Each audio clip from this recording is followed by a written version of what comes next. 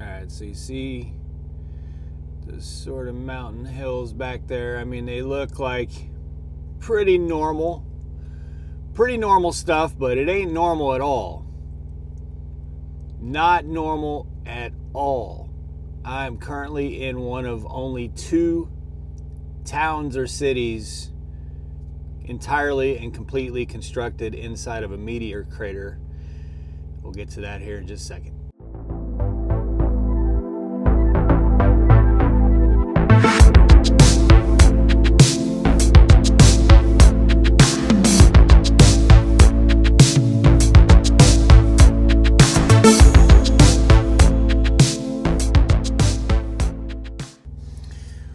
What's up, guys? Eric here, Driveline, world's okayest steering wheel holder, self-proclaimed, of course. Welcome back to the channel. There's been a lot of new subscribers, so welcome to all the new subscribers. Really appreciate it. If you haven't yet subscribed, please do so. It's cheap, free, easy. I try to do 3 or 4 videos a week, so I try to keep this pretty healthy in terms of new content. Yeah, I'm going to talk about this meteor crater thing here in a minute, but I got to give you guys an update. It's been a couple days since I did a video, so I'm trying to compile. Now I'm seeing, I know Lyle, No Hippie Trucking Transportation, and a couple others keep talking about how they're getting all these 34-hour resets running prime freight. Man, what I would give for a 34-hour reset, man. I don't know. I seem to have the opposite of all the other Prime YouTubers. Whatever they're going through, I have the opposite. That's what it feels like to me. Because I'm telling you guys, I've been running harder and I've been busier this past few weeks than I've been for a year with Prime. When I say I've been running on recaps, I mean, like, I could not survive without my recaps every night. For the last, what was that video? I did a video like maybe 11, 12 days ago about running my 70 down to 1 hour. I'm running on recaps. I mean, I'm literally, while I'm driving in the middle of the night, looking at my hours, hoping that what was supposed to come back came back so that I could finish the drive. That's been life for me every single night for the past, feels like almost 2 weeks. I'm just like, I can't, and part of it is that I don't want to slow down because the freight's just coming at me so hot and heavy, which is not always the case, that I'm kind of like not wanting to, I don't want to mess it up. You know what I mean? I think that probably has something to do with it, because I probably could force myself to slow down. I know I could say, hey, I'm just going to take a 34-hour reset. But if it's just coming like this, I'm just going to keep running it, man. But I've never, like, I've run, guys, I don't run this hard. Actually, this last few months, I've ran like, when I've left the house on just a mission to go. Just go, because I've been taking a lot of home time. I'm enjoying my home time. When the truck gets paid off, I enjoy my home time. So it's become a much more clearer divide. If I'm going home for 2 or 3 weeks, I'm not doing anything for that 2 or 3 weeks related to trucking. And when I come out for 3 weeks, I'm not trying to sit anywhere. I think that's probably what's been happening the last few months, because I didn't used to. When I had a lot less home time, I found myself wanting to kind of take a breather more out on the road. Now when I'm out on the road, I'm like, no break, like just anyway. I have not slept well today at all, because Prime says get your rest on your break, and then they proceed to send you like 4,000 messages that are not relevant to anything you're doing. Driver health and fitness call, don't forget to make it. Top 10 net fuel trucks for the fleet.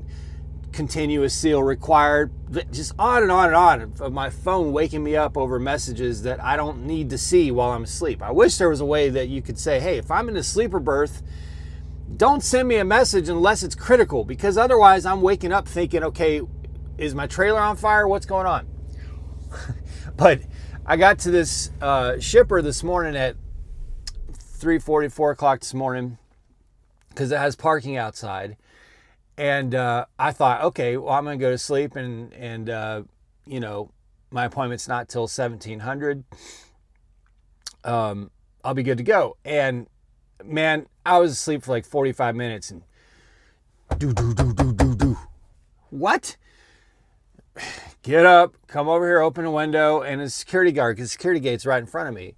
And he's like, hey, why didn't you come check in? I'm like, because I'm going to sleep. Like, I'm out hours. I can't come check in until I only have enough hours to where if I start right when my appointment time is, I'll have enough hours to get me to midnight. then I have to, hope I take a break or something and wait for the rest of my hours to come, my recap to come back to me. So I didn't check in because I don't have any plans to check in. So the guy went ahead and checked me in, which is fine. But then he's like, we'll call you when the load's ready. Well, that means I have to turn my do not disturb off on my phone, which filters out damn near everything. Only 5 people can get through to my phone when it's do not disturb. And I leave my phone in do not disturb pretty much every day because I sleep every day. But I have to turn it off if a customer is going to call me because I don't know what number they're going to call me from. So because I had do not disturb off today, oh my God, my phone has just been blowing up. Because all the notifications get through. And by the way, if any of you are thinking, well, that means Prime can't get a hold of you. No, I have Prime's number in. They can call me when I'm in do not disturb. And if I get a message about my reefer quitting or something like that, my wife can just call me, So I've been woken up all day. And finally they called me like 45 minutes ago, like, hey, load's ready. I said, well, I still ain't coming in there until like 4:30 p.m. because I just can't, I don't want to start my clock. I got to drive all night tonight. Can't start my clock this early, even though I do have my, I won't say 14 because I ain't got 14, but I do have, my 10-hour break is over. But basically at 5 o'clock, I've decided I'm just going to go in there, swap my trailers, come back out here on the street and try to nap some. So I'll split it up, try to nap some before I do my drive tonight. Which, by the way, this load is not the load that I was on last night.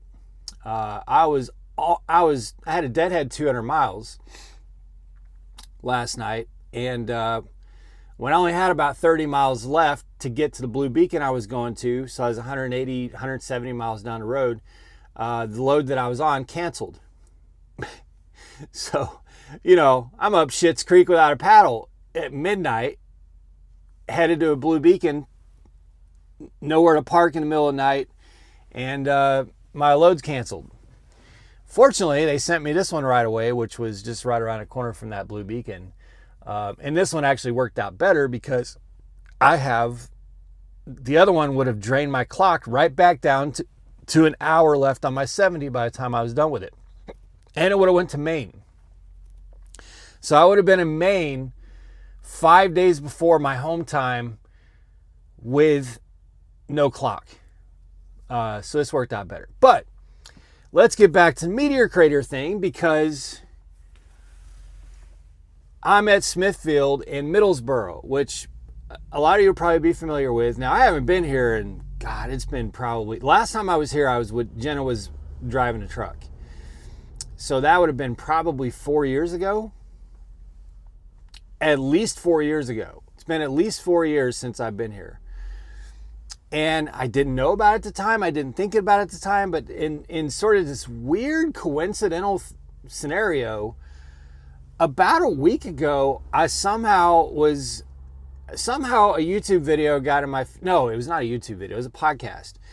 I was listening to I got this podcast. It's like Weird History or something. I can't remember what it's called. Anyway, during the podcast, this guy starts going on about Cumberland Gap and the fact that this, man, I want to say it's like a 3, don't quote me on this, I may be inaccurate on some of this. I want to say it was like a 3-mile wide meteor. Maybe that's you guys, I'm sure a lot of you will want to look this up, because a lot of you are going to be like, wait, what? I want to say it was like 2 miles wide or something. I mean, like, epic meteor absolutely slams into what is now Middlesborough, Tennessee, here in the Cumberland Gap, or not Tennessee, Kentucky. It's just, Tennessee's like right over there. So it turns out, now this was, they think and estimate 285 million years ago. Who really knows? I mean, who really knows? Could be 100 million years ago, could be 500 million years ago, whatever. Somehow they've got it in their heads that it was 285 million years ago. It was a long time ago, okay? But this massive meteor slammed into the earth right here in Middlesborough, Tennessee. Did you guys know that? So about a week ago, after when I was done driving, I went back and I was doing some research, and sure enough, sure as shit, if you look on Google Maps, you can see it plain as day. Pull out a little bit and get a good look at it, and you can Google it and you'll find of course, there's lots of information about it. Just look up, I'm all confused because Hirschbach just screwed up. But anyway, look up Cumberland Gap, Middlesborough, Kentucky, meteor crater. And there's tons of information out there about it, but it's the craziest damn thing, because it very clearly is a impact crater. Very clearly, like when you see it from satellite imagery, and go look at some of the videos of some of the people hiking the rims. There's a big, really famous Daniel Boone trail behind me that he used. It was like one of his main, him and a lot of other people, not just him, but Boone, it's actually called the Boone Trail, I believe. And from up there, you can very clearly see that where the town is, it's extremely flat. And then everywhere where there's not town, it starts to gradually go up. And when you come into Middlesborough, from really any direction, you'll go up and then you'll come down into it. This is an impact crater. Isn't that weird? I didn't know that before. It's just, and how weird is it that I would hear that on a podcast a week before getting dispatched to a town that I haven't been to for 4 years? To a receiver, it'd be a shipper for me, but Jen and I used to deliver here a lot. I don't think, oh no, we did here's what happened to us last time we were here. Now I remember. Last time we were here, we delivered here from Tar Heel, North Carolina. And then once we were empty and sent in our paperwork, they dispatched us to pick up here. But this Smithfield wouldn't load the trailer until we got a washout, which is an hour away. So, and I think I may have done a video about this, as a matter of fact, 4 years ago. I ain't gonna go look for it, but I think I did a video about it. We had to drive an hour to get a washout and an hour to come back to be dispatched out of the same place we just delivered to. Ain't that a bitch?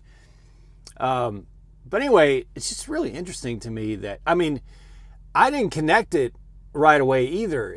I was on the phone with Jenna last night when this dispatch, I'd pulled over, I was at Blue Beacon.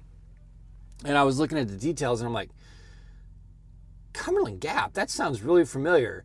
And she's like, yeah, that's where that Smithfield is. And I was like, oh shit, that's also where that meteor impacted. Where that meteor impact crater is. Now, so we're both looking up the information, like, I'll be damned. I'm literally going back to Middlesborough, where the whole town is in a meteor crater, an impact crater. Weird.